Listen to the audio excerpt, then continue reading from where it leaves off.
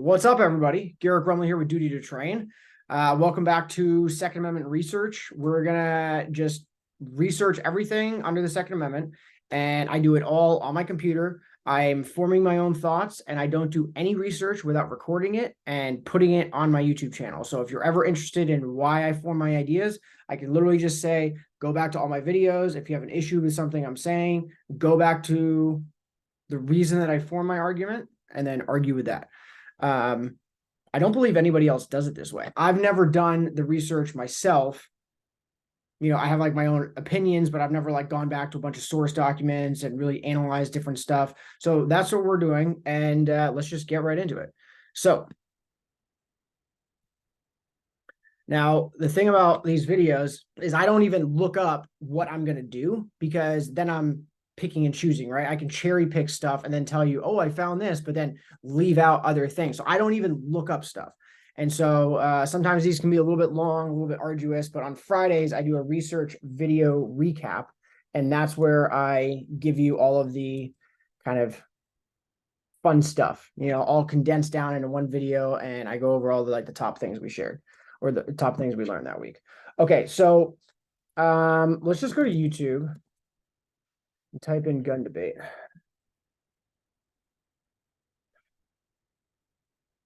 Gun owners and users debate America's gun problem. Gun owners and users.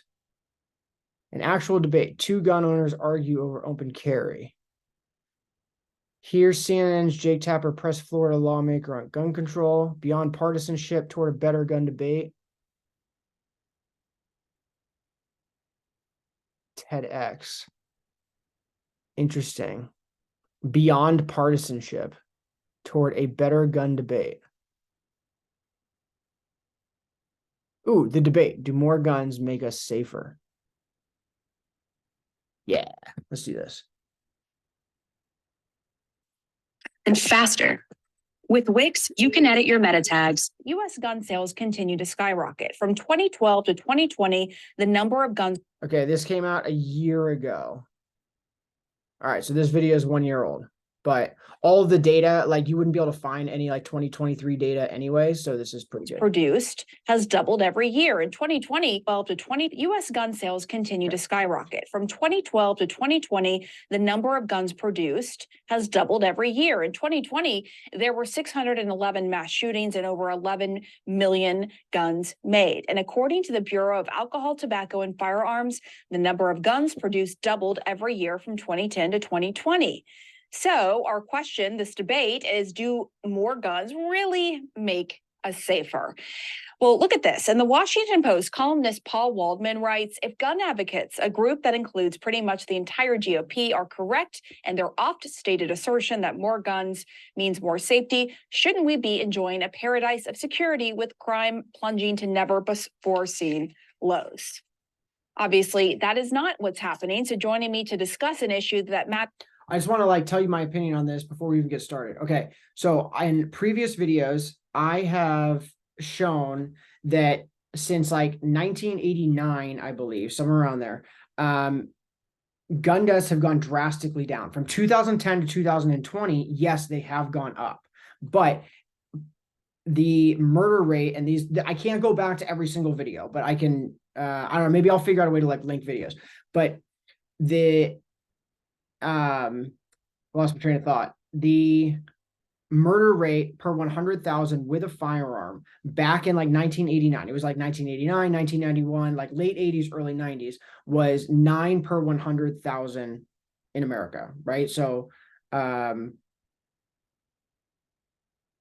there were 9 deaths per 100,000 people in America that got killed with by somebody using a firearm. And in 2000, and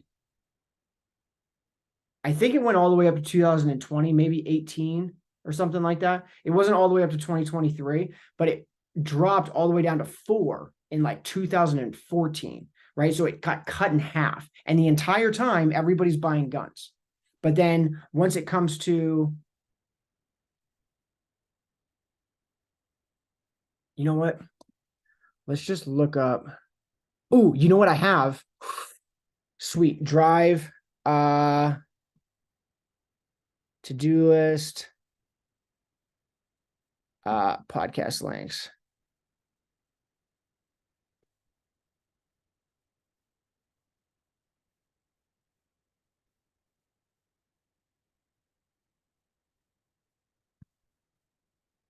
Right here. Ha. I have started to figure out how to record my stuff. Okay, so in 1993 to 2018, rate of firearm homicide per 100,000 persons. Remember, see, in 1993, and this is according to the U.S. Department of Justice, BJS, Bureau of Justice Statistics. Okay, this came out in April 2022, right here, you can see. Okay, so in 1993, the murder rate per 100,000 people is 9. And it goes all the way down to 2014, goes all the way down to 4, right? This line right here is 4, touches 4, and then now it's back up to like right around 5 or so. Okay, so when they're saying that more guns, like people, the argument from gun owners or Second Amendment advocates is that guns make you safer, right? You have to look at, and I don't even actually, now I have to do all this like on my head because I don't like form all these thoughts. That's the whole point of these videos. But I don't think that's like a great argument. Maybe that's not true generally in society, right? Because if people start getting more violent and then everybody has guns, maybe that is like a problem, right? But what it does do is it allows me to protect myself. And I have never done anything that prevents me from owning a firearm. So my rights should not be violated just because society writ large has become more violent. And if society writ large has become more violent, that's not a good reason to take away my gun, right? That's a good reason to figure out a way to stop criminals from getting guns, not me. Okay, so when this person is saying, and then writes, if gun advocates, a group that includes pretty much the entire GOP, are correct in their off-stated assertion that more guns means more safety, for me it does, right? And any other solid gun owner, right? Someone who's trained, someone who knows what they're doing, someone who is respectful of their firearm, right? They treat it with the respect it deserves. They are going to be safer with a firearm than they are without one.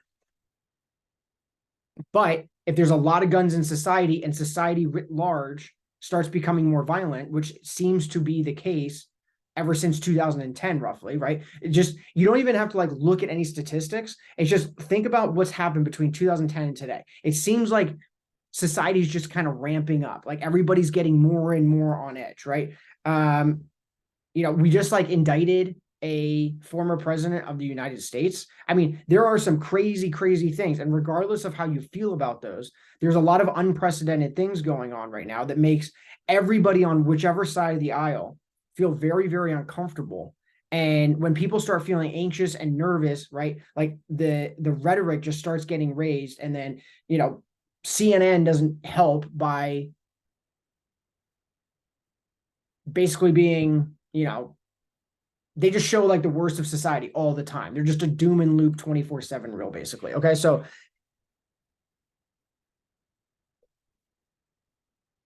if gun advocates, a group that includes pretty much the entire GOP, are correct in their off-stated assertion that more guns means more safety, shouldn't we be enjoying a paradise of security with crime plunging to never before seen lows?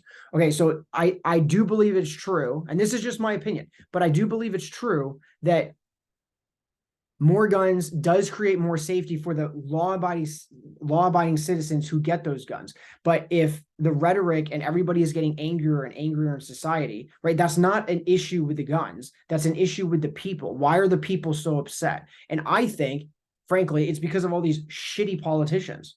I'll try not to swear, but I'm not going to restart this video because I swear. It's because of these crappy politicians, right? They're terrible, terrible, like all the way around. And they don't really do anything to help the average American. They just want to line their own pockets, get as rich as possible, and then retire, and then, basically just make a bunch of money for these political or these huge corporations. It's no wonder people are getting upset, right? It seems like no matter what you do in America, you can't get ahead. And, and then that leads to more crime. And they're like, oh, well, more guns is creating the problem. That's where I'm at right now before I even start this debate. So I just wanted to give my opinion. Advocates, a group that includes pretty much the entire GOP, are correct in their oft-stated assertion that more guns means more safety. Shouldn't we be enjoying a paradise of security with crime plunging to never before seen lows? If you made it through that rant, I will try harder in the future to be more succinct with my arguments. That's why I'm doing these videos, is because I have to find my voice and I have to get good at this. And I'm not good at it yet. Obviously, that is not what's happening. So joining me to discuss an issue that matters to everyone. It's not happening now, but it was happening ever since 1993 all the way up to 2014. But they picked right here, right from 2010 to 2018 or whatever data they're using. So that's the first thing that this pro-gun guy should say. Every single one of us, CNN political commentator Scott Jennings, former special assistant to President George W. Bush, along with Shannon Watts, the founder of Moms Demand Action. She is also the author of Fight Like a Mother, How a Grassroots Movement Took on the Gun Lobby and Why Women Will Change the World. Welcome to you both. And I want to just start off by saying, I know you both agree that mass shootings are horrible. People should not be losing their lives in these mass shootings, right? In the wake of what we just saw in Buffalo. But Scott, I want to start with you on the heels of that op-ed. As a member of the GOP, I'll let you respond to that quote. Do you think more guns means more safety? Well, I certainly think there are people in the United States who believe they need a gun for their own personal safety. In fact, it's one of the most commonly given reasons when you do surveys of gun owners. Why do you have a gun? And it's for personal safety. And as has been pointed out many times, we are in the midst of a national crime wave, and we're also in the midst of a national police shortage. And so there are certainly Americans who have constitutional rights available to them to carry guns for personal safety, and that's exactly what they do. Whether you want to talk about the micro or individual right to own guns versus the macro statistics, I guess, is part of this discussion. But as a Republican, as a conservative, if you support the Second Amendment, then you obviously support every individual's right to keep and bear arms. And if the reason is for personal safety, then that's the reason. And, that's a protected right. Right, because Shannon, gun production has nearly tripled over the past 20 years. So what do you say to Scott, who is saying, look, this is people wanting to... Real quick, gun production has tripled over the last 20 years. And look at this trend.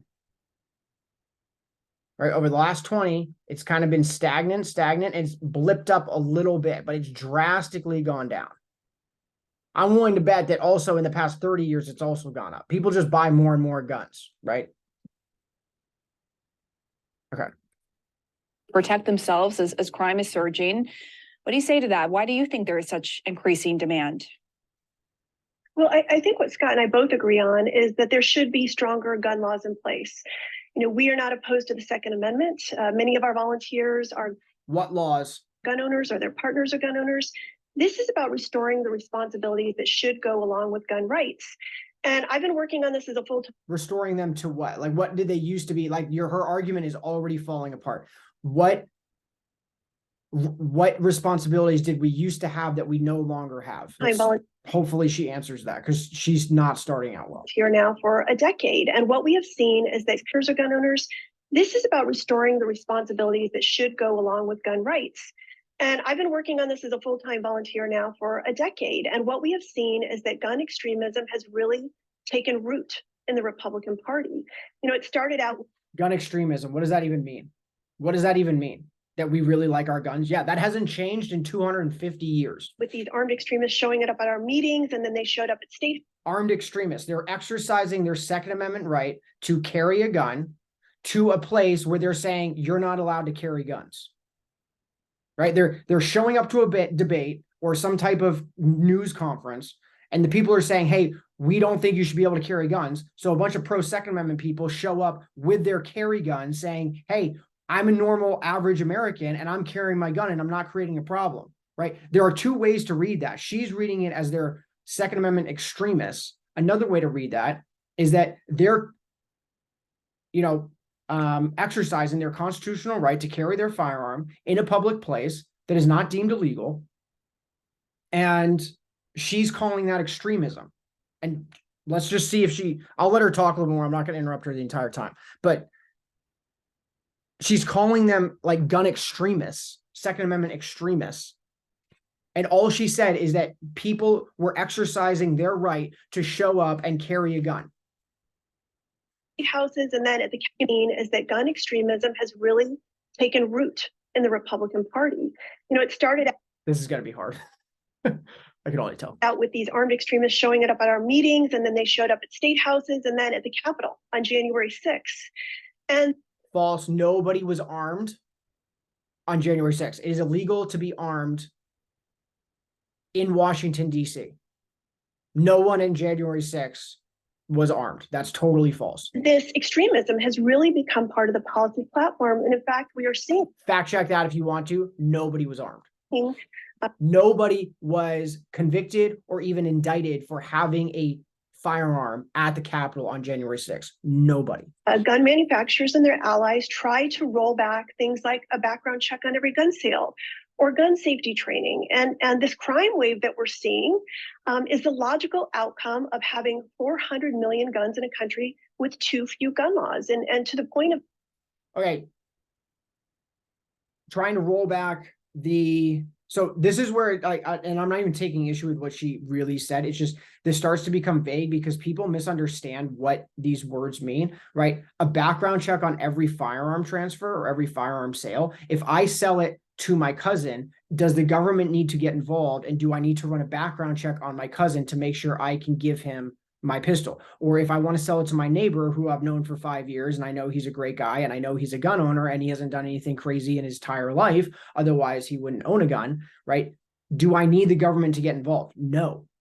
So a lot of people are on board with certain background checks, myself included, as of right now. Like I've yet to hear, like, I mean, you don't want like a gun registry, but as long as we can transfer privately our guns in between, people that we know, and we would be held liable, right? Like criminally liable if the gun that we sold to somebody ended up in a crime, right? But I don't see why the government needs to get involved in a private transfer, right? If she's talking about background checks just out generally in the public, that is the case now. of that op-ed, if more guns and less gun laws made us safer, we'd be the safest country in the world. Instead, we have a 25 times higher gun homicide rate than any peer nation. And I would just point out that in Buffalo, that horrific, tragic situation, there was an armed guard there. But unfortunately, a guard with a handgun is just no match for a white supremacist who's been radicalized online and who has easy access to semi-automatic rifles and ballistics gear. It just is not going to play out that way in the real world. Hey guys, welcome to Forward. We're a new type of doctor's office that's providing. All right, there was a lot there, and Scott, I want to let you respond to that, but I do want to pick up on that number, approximately 400. If you're well trained, if you give me two 15-round magazines, a Glock 19 with a red dot, and you tell me to go up against a teenage boy with an AR-15, I'm not kidding. I would put my money on me. I'm not kidding. Like, that's why when people say we need to take away AR-15s, right? A Glock 19 or any semi-automatic weapon, I'm not picking on Glock, SIG, Ruger, like whatever, Smith & Wesson, like, they're all super deadly weapons. And what matters is the training that goes along with it. I am not John Wick, but I am pretty well trained when it comes to a pistol. And, I can reach out like 50 yards with a pistol pretty accurately. And when it comes to a school, it doesn't really matter. Like, rifles don't matter as much because you're not reaching out at distance. So I totally disagree with that. Like, if I had to bet on a well-trained person, I'd have to know the person, because just because they're a cop, no offense to cops, but there's a lot of cops out there who do dumb stuff with a gun. And there's a lot of cops who are really well-trained, right? Way more than me. So, just like in any profession, there's going to be the good ones and there's going to be the bad ones, right? And not even good and bad, but just well-trained and not well-trained.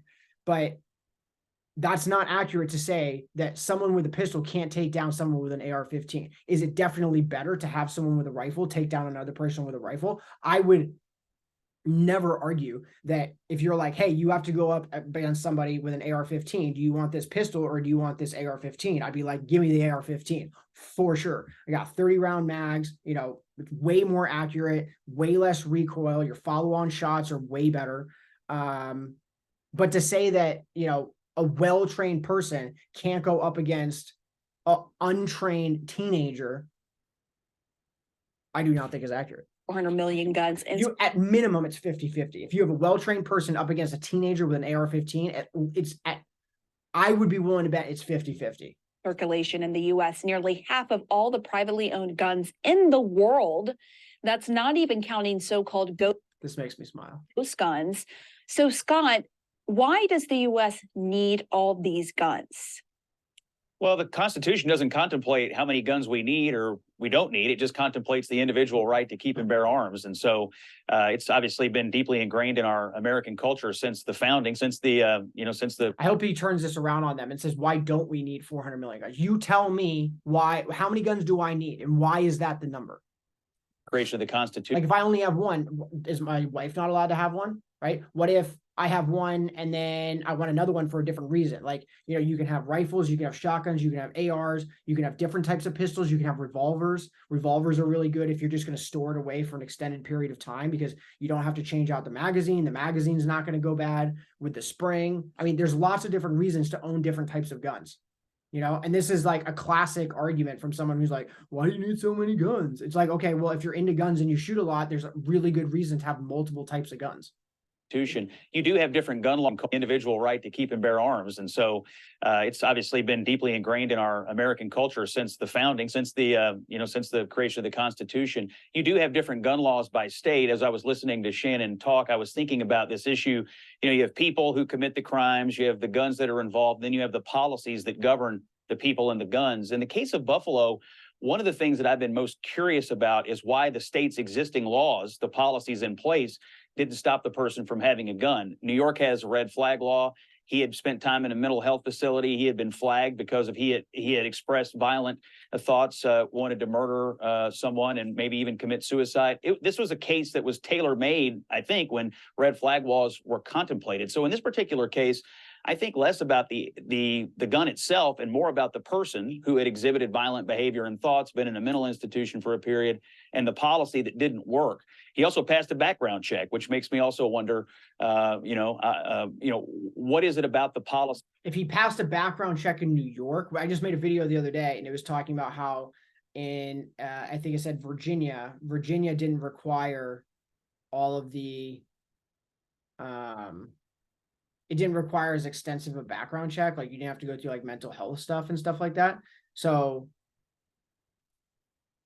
I mean, I'm sure New York has some pretty stringent background checks. He's in the matrix of policies here that failed. And so as I have contemplated this horrific shooting, that's what I've been wondering about. This guy fell through the cracks and he should not have based on the laws that were in place in the state of New York.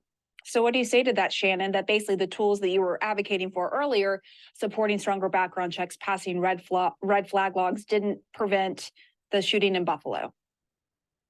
Well, I'll go back to what Scott was saying about the Constitution and how we have something no other nation does, which is the Second Amendment. But we also have something else no peer nation has, and that is a gun lobby. We have gun manufacturers who work very hard to influence the laws that are passed by lawmakers who are beholden to them. And that has completely changed the landscape of gun use in this country. The fact that this gunman was 18 years She's not answering the question at all. old and was able to legally buy a long gun in the state of New York, I think is egregious. And yet we're seeing the gun lobby. Okay, the question she just asked is, you want red flag laws, you want enhanced background checks. He passed both of those. So what? And I don't know where she's going. He goes state by state and even work at a federal level to lower the age to buy a handgun in this country. The fact that this gunman was 18 years old and was able to legally buy a long gun in the state of New York, I think is egregious. And yet we're seeing the gun lobby go state by state and even work at a federal level to lower the age to buy a handgun. We know in this country that about 18% of all gun homicides are committed by mostly men ages 18 to 22. And they're only 4% of the population, right? So there's an issue. But I will also go back to what Scott said about the red flag law, which I know both he and I support fully. You know, red flag laws are only as useful as the way that they're implemented. And so we do need to make sure that when a law is passed, that police and citizens know that it's available, they know how to use it. It's my understanding, as these details. This is one of the problems. Government's super inefficient, right? They can't even fix potholes on the street correctly. And she's talking about, oh, we need to have like enhanced background checks and red flag laws, which they clearly don't work. She's like, oh, if we just work a little bit harder. That's not the way government works. Sorry, government's filled with a bunch of incompetent, lazy people, right? They get a guaranteed paycheck. That's the problem with socialism. If you work harder, you don't get paid more, right? That's the beauty of capitalism, right? And I have no idea how she could possibly believe that if we just work harder or whatever she's insinuating, that like these red flag laws will just magically appear. Like the red flag laws didn't work. And she's saying, well, we need to make sure everybody knows about them. Like you think the people who did the background check and then ran a red flag law or whatever, I don't know, that was like part of the background check. You think they didn't know? Of course they knew, right? The problem is it's like not efficient, right? Because it's too big. It's too big of a problem, right? But because it's too big of a problem, that doesn't mean you take away the Second Amendment. Unfold that this white supremacist was not adjudicated mentally ill, that he had not been charged with a crime. And so therefore, you do have to depend on red flags. And like Scott said, they're almost always warning signs, which is why we've passed red flag laws now in nearly 20 states and Washington, D.C. The data shows that they work, that they are constitutionally sound, and they really should be in place at a federal level. And Scott, you know, we have seen a number of shootings where a person with a gun did not stop. Just to be, I don't know, I can look this up, but from my understanding, a red flag law is that somebody else basically reports you and says, hey, I don't think that this person is competent to have a gun, and then you can stop them from either owning guns or purchasing guns, right? The problem with that is, to take a modern example, right? Donald Trump's under indictment. If you vote for him in the 2024 election, are you mentally competent? A lot of people would argue no, right? So that's the problem with red flag laws. You take them down the road 20 years, and there's lots of potential issues with people using laws like this to take away guns from people they politically disagree with. And if you don't agree with that, like you're just not living in reality. Like I can't convince you of that. But Stop the shooting, like in Buffalo and Parkland. You talk about the background check and the red flag laws, not stopping the shooting, but at the same time, there's a security guard who unfortunately lost his life, who did not stop the shooting. So if more guns make us safer, as Republicans have argued, why haven't those shootings been prevented? Well, I don't know why this shooting wasn't prevented in this particular case. I do know what he wrote in his manifesto, the shooter, and that is he was hoping that the gun laws in place in New York would make it easier for him to commit the atrocity, because he thought the fact that people weren't allowed to open carry would make it harder for someone to stop it. He wrote that down. That's his words, not mine. And so, look, I think that everybody here wants to come up with an answer to stop everybody all the time from doing these bad things. I think part of the issue is these are individual situations. You have individual laws in individual states. The way those people and guns interact with those laws are different from state to state. But at the core of all this are evil people who were infected by an evil ideology, and taking a gun out of a law-abiding citizen's hand is not going to stop that evil person from committing an atrocity. Okay, look at this chyron. GOP repeatedly resists red flag laws, stronger background checks. Another chyron could be, this woman over here keeps pushing for background checks and red flag laws, even though they don't work, right? CNN, this is why you're stupid. Necessarily. There are policies, as Shannon and I have agreed here tonight, that could probably protect law-abiding citizens while stopping. And another chyron could be, shooter was happy about gun-free zones because it made his job easier. That could be another chyron. People committing an atrocity necessarily. There are policies, as Shannon and I have agreed here tonight, that could probably protect law-abiding citizens while stopping, people who shouldn't have guns from having them. And that's what I Also, I'm not totally against red flag laws as of right now, just so people are aware. But that is like my main issue with them is I do believe that they could be politically motivated and used against political opponents down the road. to me, if we're not going to get stuck I'm also not for them. I just don't know a whole lot of the arguments pro and con. in the mud here, where we're going to have to focus is on policies that protect the law-abiding citizens of the United States under the Constitution, but stop the violent people who clearly should have been flagged. And to me, that's where we have a path forward. But taking guns out of the hands of people who have committed no crime and have no reason to have them taken away, it's going to grind this debate to a halt, and as usually does in Congress, as we've seen over the last several years. So what do you say to that, Shannon? Because from what I heard from you, from what I know about your work, you don't want to take away guns from law-abiding citizens, right? You just want to make sure that guns don't end up in the wrong person's hands. So what do you say to Scott? That That's really, exactly though, at right. the end of the day, it's about the person and it's not the gun, as you heard him say. What do you think? Yeah, I mean, this is where we part ways, right? This idea that nothing can stop a criminal from getting a hold of a gun is a fallacy.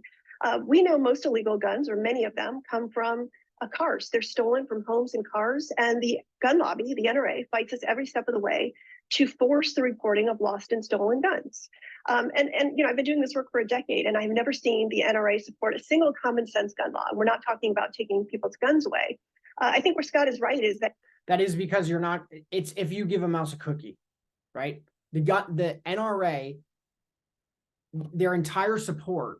The whole reason that they exist is to literally fight the entire establishment that wants to take away AR-15s, limit magazines to 10 rounds. Like, there is absurd rules they're trying to pass. And so the gun lobby, the NRA, they say nope, no to everything. Because if we give in a little tiny bit, then you're going to say, okay, thanks, next, right? You're not going to be like, oh, okay, now we're good to go. Just like conservatives, like if you're like, hey, okay, we can all agree no abortions past 12 weeks, right? Are all the people who are still super anti-abortion, right, or super pro-life, are they still going to be like happy? No, they're going to keep on pushing, right? So yeah, the NRA doesn't give 1 inch because they know you'll never be happy. You wouldn't be happy with an inch. You wouldn't be happy with 3/4 of a mile. You want the entire mile.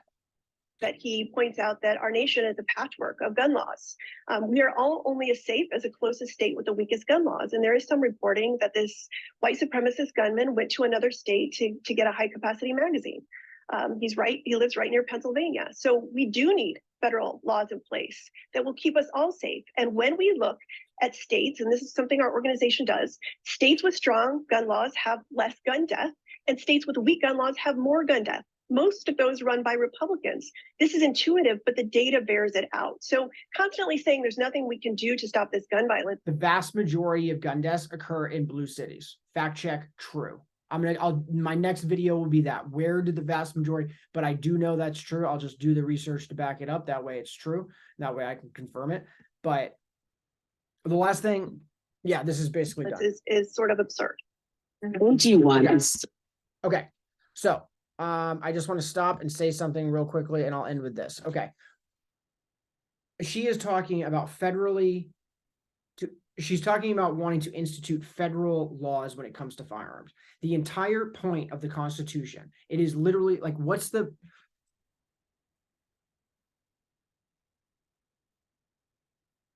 all right, let me share screen real quick again. This will be quick, but what's the amendment that says everything not guaranteed to the states?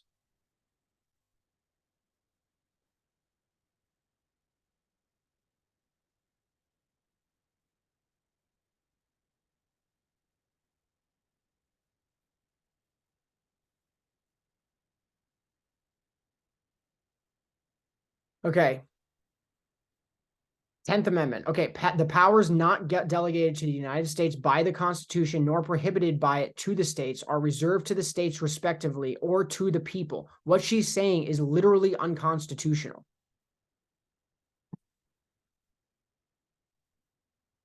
Okay, what she's saying is she wants to limit guns, right? She wants to have she just said you're able to go into a different state and get a high capacity magazine. Generally speaking, when it comes to the gun debate, that's anything over 10 rounds, right? Why should I be limited to 10 rounds? right? 10 rounds goes by. If you don't know guns, you don't realize this. 10 rounds goes by like that. Okay. It goes by so quickly. And, yeah, you need more rounds. And the idea that she's saying that the states don't have the right to make their own laws, what she's saying is literally unconstitutional. The Constitution guarantees American people the right to keep and bear arms. The idea that she just gets to come in and then give the power to the federal government to say, okay, well, this is the types of guns and stuff that you're able to establish is insanity. It's insanity. And I did this in a different video, but the idea of being able to keep and bear arms, right? You can't have like an atomic bomb, right? But that's because you can't bear it, right? That totally makes sense to me. Anything you can bear, anything you can carry, you should be able to own. Anything you can't carry, you can't own. Seems fair. That's also far more lenient than current laws. You can carry machine guns. You can basically also carry grenade launchers. I don't know how I feel about that because I don't think you need those. Basically, where I come down on the Second Amendment is you need everything. And I think this is the way that it was intended. You need to have the ability to fight back against a tyrannical government that has a massive military. How do you do that? What gives you the ability to do that? I don't think you need rocket launchers in order to do that. I don't think grenades are like out of the question, right?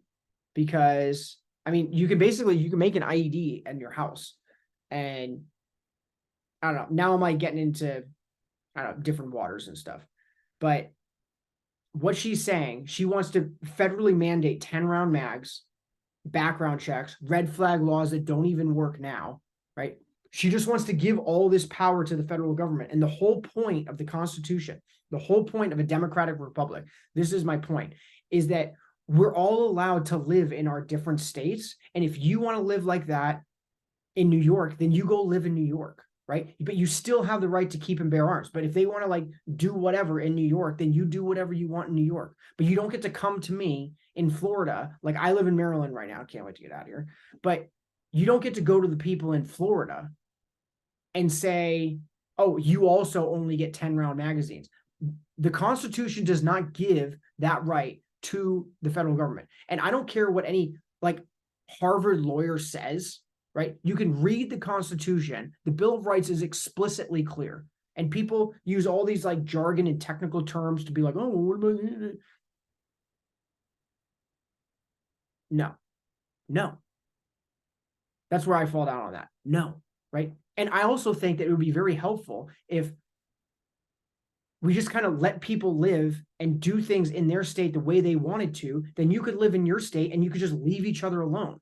But the problem is the federal government nowadays has so much power that every time a different president from a different party gets into office, it affects you because it affects your taxes. It affects the way you live. Now it affects like, abortion because Trump got into office and the Supreme Court, but it really wasn't his fault because abortion should have been a states' right thing anyway. I mean, legal scholars have kind of determined that. People they read into all this stuff, but abortion should be a state right or a state issue. And there's some people who really don't agree with that. Like they're super pro-choice or super pro-life and they don't agree with that. But I don't know. That's not what this channel's about. But yeah, I mean, it's crazy that people just want to give all this power to the federal government and then they get upset when we're not all united as a country or they're all baffled and confused. They're like, why isn't everybody getting along? It's like, oh, maybe because there's one federal government in Washington, D.C. trying to tell 350 million people how to live and everybody's divided 50-50 on literally every single subject. Maybe you could just let people live the way they want to live in the place that they're living. Problem solved. Until next time, stay safe, live free. Talk to you later. See ya.